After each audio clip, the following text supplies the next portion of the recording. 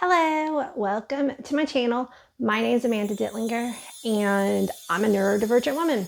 I have something called aphantasia and I've got videos on my channel if you want to know what more of these things are. I have a memory disorder called SDAM and I'm now going through the process of finding out if I am actually autistic. So this video is about the third one, vlogging kind of like the journey it is to be a woman in your 40s and finding out that you might have been autistic your entire life and how quite unsettling that is. So this morning when I got dressed, I just pulled this shirt out of my closet and it actually is quite perfect for the topic of my video today. For any blind or low vision people, it says, find out who you are and do it on purpose. I actually bought this shirt several months ago and it just spoke to me so much. And way before I even realized that I would be embarking on this journey to find out if I'm autistic. So I want to kind of relate a story from last night. So part of the process of going through this, finding out if you're autistic is all these like mental spaces that you're going to go through. Like how once you kind of start seeing some of the traits of autism in yourself, you start going, how did I not ever see this about myself before?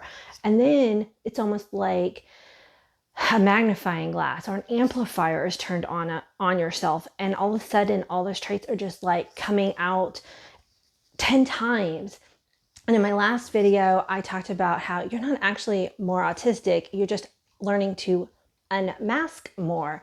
And when you start unmasking and just kind of feel comfortable in your own skin, then that's when all of a sudden you seem more autistic, which, I'm putting air quotes around that because, again, you're not actually more autistic. You're just the same. You're just now becoming on purpose. You're being yourself.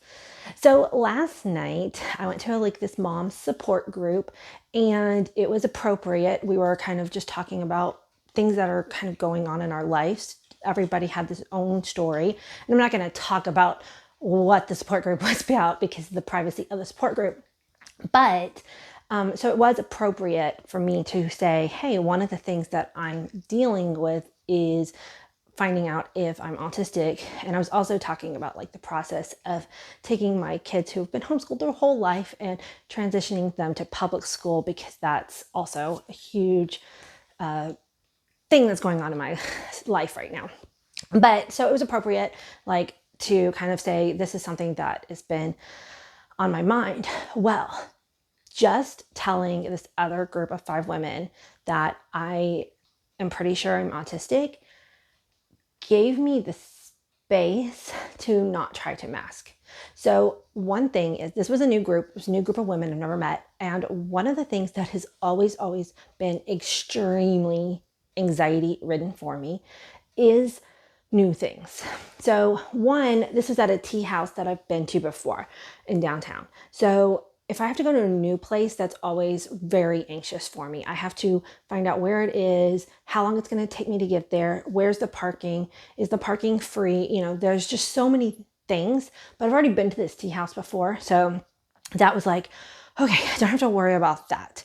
But then, meeting a new group of people and some of the anxieties of that were what I was dealing with last night.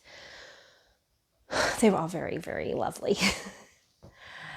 Okay, so I, shared that about myself in previous settings like this, because I am the kind of person who likes to seek out support groups and I love community. One of the reasons why I never looked into autism for myself is because of the myth that autistic people can't be extroverts. I'm very extroverted. It's just I get very anxious before I do the extroverted thing, and then I learn how. So you can be extroverted and autistic. Who knew?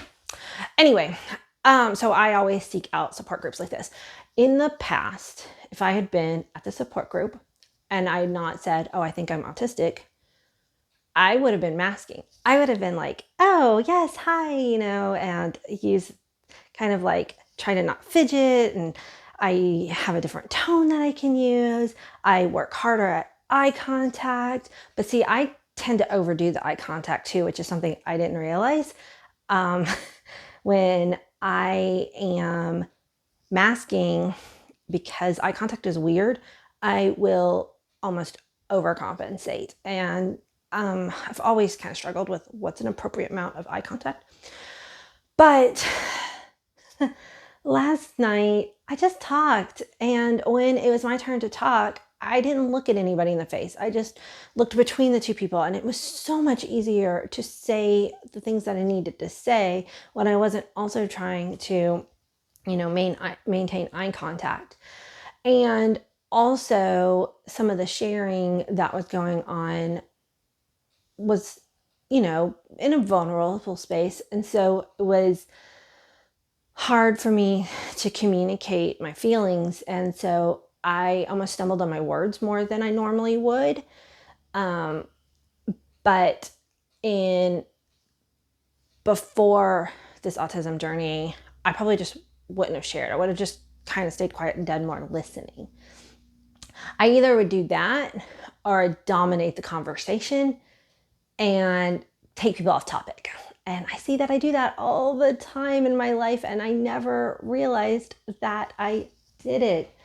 So let's see if my tea is cool enough yet. I made some tea. I love this vanilla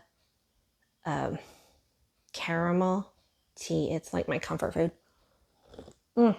Still hot. Okay. So anyway,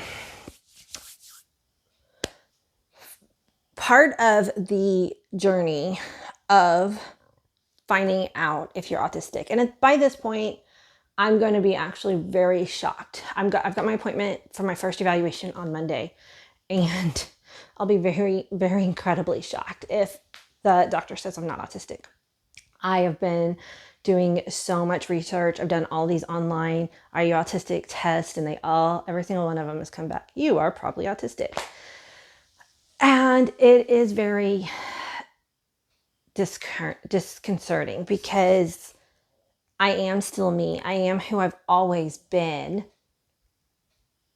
And now I'm trying to grapple with understanding why in the past I've done things the way that I have, and how to maybe learn in the future how to make things that used to be so anxious for me less anxious. For me, communicating really helps. Just telling this group of women that I was autistic, for me, and it may not be the thing for everybody, but for me, it just felt like I could be myself without having to pretend to be normal. And I would used to look at the women and like see their mannerisms, mimic their mannerisms, try to fit into the group. And I didn't do that last night. Last night, I just focused on everybody, what they were saying, what I was saying. It was very weird and good all at once. So I'm sharing this because I know other women, especially, and men too, that have gone undiagnosed, are going through this, and you're not alone. I would love to hear in the comments what kind of mental spaces that you've gone through, because I find when we talk about it together, we create more language around the subject, and it's better to communicate and easier to share with our friends and loved ones and kind of help them relate to our experience. So I hope you enjoyed this video and support me on this journey. It's a brand new channel. So if you would hit the subscribe button, share it with any of the people in your life who are trying to understand what you might be going through. If you have a hard time explaining it, maybe something I said resonated with you, and I really hope so. And until the next one, bye.